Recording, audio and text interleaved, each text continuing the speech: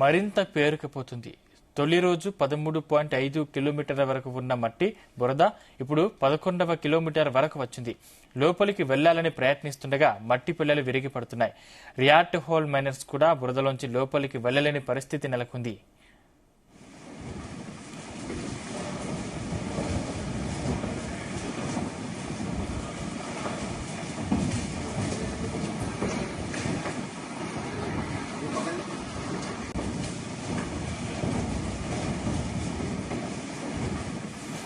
అయితే టన్నెల్లో చిక్కుకున్న రోజు ప్రాజెక్టు మేనేజర్ ఫోన్ రింగ్ అయిందని మంత్రి కోమటిరెడ్డి వెంకటరెడ్డి తెలిపారు.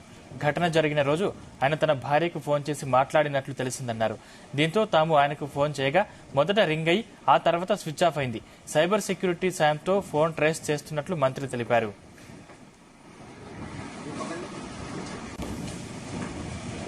ఈ అంశానికి సంబంధించిన మరిన్ని పూర్తి డీటెయిల్స్ మా క్రైమ్ బ్యూరో చీఫ్ రవితేజ అందిస్తారు. రవితేజ, 4వ రోజు కూడా ఎస్ఎల్బిసి టనల్లో చిక్కుకున్నటువంటి 8 మంది ఇంజనీర్లు, లేబర్, ఛత్తీస్గఢ్ కి చెందినటువంటి వారందరినీ కూడా రక్షించేటువంటి ప్రయత్నాలు ఇంకా జరుగుతూ ఉన్నాయి. నిన్న నేవీ టీం రంగంలోకి దిగిన తర్వాత అత్యాధునిక టెక్నాలజీతో కూడినటువంటి పరికరాలన్నింటినీ కూడా నేవీ అధికారులు లోపలికి తీసుకెళ్లి ఈ 14వ కిలోమీటర్ వరకు చేరుకునేటువంటి ప్రయత్నాలు చేశారు. నేవీ అధికారులు సింగిల్ గా ఈ మట్టి కూరుకుపోయినటువంటి ప్రాంతం నుంచి అవతల వైపు వెళ్లేటువంటి ప్రయత్నం చేశారు. నేవీ అధికారులు మీడియాకు కొన్ని ఫోటోలు, వీడియోలు కూడా రిలీజ్ చేయడం జరిగింది. దాంట్లో పూర్తిగా గుండ్రంగా ఉన్నటువంటి ఈ సొరంగం అంతా కూడా మట్టితో నిండిపోయి ఉన్నటువంటి దృశ్యాలు నిన్న నేవీ అధికారులు పంపించడంతో లోపల ఎంత భయానక సిచ్యువేషన్ ఉంది అనేది కూడా స్పష్టంగా ప్రజలందరికీ కూడా అర్థమైంది. ఈ గుండ్రంగా ఉన్నటువంటి ఆ సొరంగం అంతా కూడా మట్టితో పూర్తిగా నిండిపోయి ఉండి అవతల వైపు అసలు వెళ్లలేనటువంటి పరిస్థితి. ఒకవేళ మట్టిని తొలగించేటువంటి ప్రయత్నం చేసినా వెనక భాగంలో ఉన్నటువంటి మట్టి అంతా కూడా మళ్ళీ వచ్చి ఈ రెస్క్యూ చేసేటువంటి ఆఫీసర్ల పైన అధికారులను పడేటువంటి అవకాశం ఉంది. ఇప్పటికే భారీ యంత్రం కూడా ఒకటి విరిగి కింద పడిపోవడము, ఆ పైన ఉన్నటువంటి ఆక్సిజన్ పైప్ లైన్ సహా ఇరిగిపోవడము, ఈ 14వ కిలోమీటర్ వరకే ఆక్సిజన్ ఎక్విప్మెంట్ ఉండడము, ఆ 14 కిలోమీటర్ల తర్వాత అక్కడ ఆక్సిజన్ ఎక్విప్మెంట్ లేకపోవడము, కొంత కష్టాలు పరిస్థితులు అక్కడ నెలకొన్నాయి. నేవీ అధికారులు, SDRF, NDRF, NHIDCL, Marcos, Indian army, Singareni, Ramagundam ఇలా దేశంలో, రాష్ట్రంలో ఉన్నటువంటి అన్ని సహాయక చర్యల్లో అత్యాధునిక టెక్నాలజీని ఉపయోగించుకొని ఈ అక్కడికి చేరుకొని శ్రీశైలం టనల్లో చిక్కుకున్నటువంటి వారిని సురక్షితంగా రక్షించేటువంటి ప్రయత్నాలు ఇంకా జరుగుతూనే ఉన్నాయి.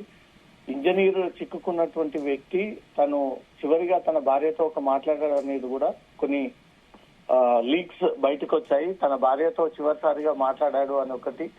ఇక్కడి నుంచి ప్రయత్నం చేసినప్పుడు ఇంజనీర్ మొబైల్ రింగ్ అయింది, ఆ తర్వాత స్విచ్ ఆఫ్ అయింది. ఇంకా ఈ 8 మంది దగ్గర ఏదైనా మొబైల్ ఆన్ లో ఉండి సంప్రదింపులు చేసేటువంటి ప్రయత్నాలు చేస్తా ఉన్నారు అనేది కూడా వాళ్ళ టవర్ లొకేషన్స్, వాళ్ళ మూమెంట్స్ అన్ని కూడా తెలుసుకునేటువంటి ప్రయత్నాలు చేస్తా ఉన్నారు.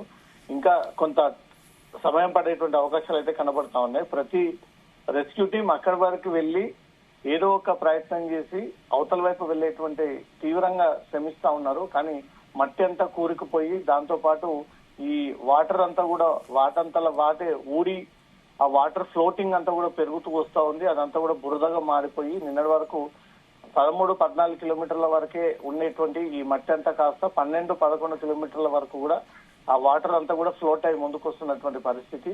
ఇలానే కంటిన్యూ అవుతే మాత్రం ఈ మట్టితో ఇంకాస్త కొన్ని కిలోమీటర్లు పేరుకపోతే మాత్రం సహాయక చర్యలకు ఇంకొంత ఆటంకం కలిగేటువంటి అవకాశం కనబడతా ఉంది. సొరంగం అంతా కూడా మట్టితో నిండు పేరుకుపోయి ఏ ఒక్క వ్యక్తి కనీసం ఒక బలమైనటువంటి డ్రోన్ ని పంపించేటువంటి స్పేస్ లేకుండా కూడా మట్టితో పూర్తిగా నిండిపోయినటువంటి దృశ్యాలు నిన్న నేవీ అధికారులు అక్కడికి చేరుకున్న తర్వాత ఆ పరిస్థితిని సమీక్షించారు. ఎలా ఈ మట్టిని అంతా కూడా బయటికి తీయాలి, ఈ నీరంతా కూడా బయటికి తీయాలి, లోపల ఉన్నటువంటి 8 మందిని ఎలా రక్షించాలనే దాంతో కూడా ఇటు రాష్ట్ర ప్రభుత్వం, కేంద్రానికి చెందినటువంటి సహాయక చర్య అధికారులందరూ కూడా తీవ్రంగా ప్రయత్నాలు చేపడతా ఉన్నారు.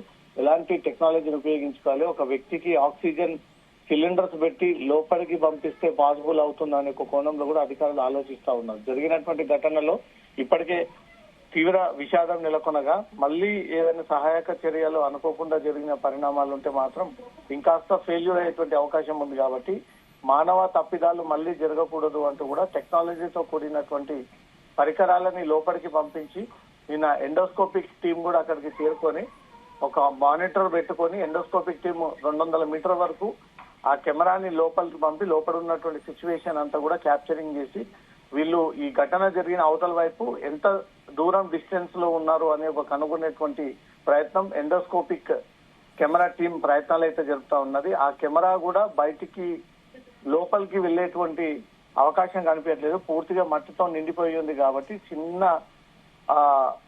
స్టీల్ రాడ్ లాగా ఉండేటువంటి ఈ కెమెరా లోపలికి అంత దూరం వెళ్లేటువంటి అవకాశం లేదు అనేది మాత్రం అధికారులు ఒక అంచనాకు వేయడం జరిగింది. ఇది నాలుగవ రోజు అన్ని రెస్క్యూ ఆపరేషన్స్ కి ప్రయత్నాలు చేస్తూ అక్కడికి వెళ్లి తిరిగి వస్తున్నారే తప్ప ఏమాత్రం సాహసం చేసి ముందుకు వెళ్లి ఆ మట్టినంతా కూడా పక్కకు జరిపి ఈ నీరంతా కూడా బయటికి తోడి ఆ వ్యక్తులను ఇప్పటి వరకు కూడా గుర్తించలేకపోయారు. అంటే ఎంత సీరియస్ గా సిచ్యువేషన్ లోపల ఉందనేది మాత్రం నిన్నటి వీడియోలు బయటకు వచ్చిన తర్వాత ప్రజలందరూ కూడా క్లియర్ గా అర్థమవుతా ఉంది. ఈ రోజు పోలీసులు ఆ టనల్ వైపు ఓన్లీ రెస్క్యూ ఆపరేషన్స్ మినహా ఏ పొలిటికల్, మీడియా, ఇతరులు, సివిలియన్స్ ఎవరు రాకూడదు అంటూ కూడా కొన్ని రెస్ట్రిక్టెడ్ బోర్డ్స్ ఏర్పాటు చేసి సహాయక చర్యలకు ఆటంకంగా ఏర్పడతా ఉన్నాయి. ఎమర్జెన్సీ వాహనాలు రాకపోకలకు ఇబ్బంది ఏర్పడతా ఉన్నాయి. కొంత సహనంతో, ఓపికతో అందరూ వ్యవహరించండి అంటూ మాత్రం పోలీసులు ప్రత్యేక బోర్డులను ఏర్పాటు చేసి ఈ రోజు కూడా మరి కాసేపట్లో నేవీ, ఆర్మీ అధికారులు ఈ సహాయక చర్యల్లో స్టార్ట్ చేయబోతా ఉన్నారు. Sandeep, thank you Raviteja.